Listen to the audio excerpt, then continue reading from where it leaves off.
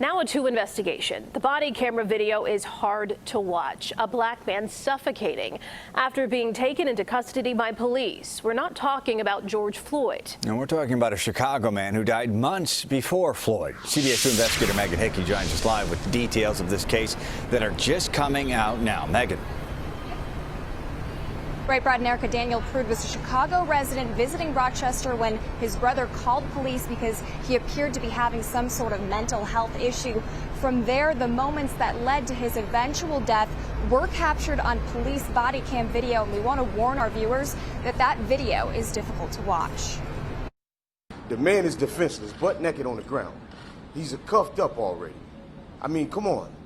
How many more brothers got to die for society to understand that this needs to stop? Yes, chill out, man. Don't move, all right, man?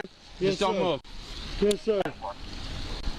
The body cam video shows Rochester officers detaining a naked 41-year-old Daniel Prude in the early hours of March 23rd. Prude was ordered to lie on the ground. Give me them gloves, man. Please.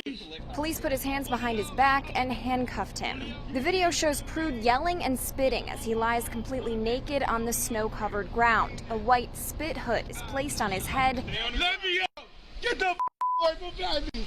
Later, an officer appears to be pushing his head into the pavement.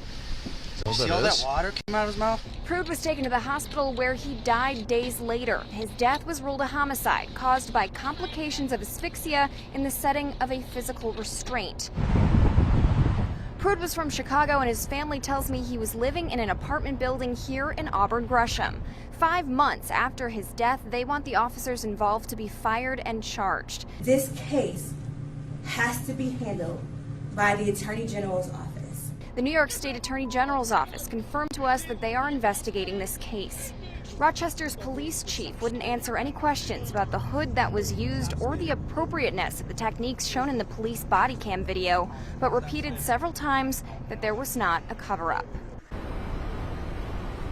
Now, the medical examiner's report also showed that Prude had a small amount of PCP in his system, which would help account for some of that erratic behavior. As of this afternoon, those Rochester officers involved had not been suspended.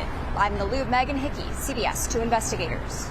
See more stories from our team of CBS 2 investigators by downloading our new app. Search CBS Chicago where you get your apps.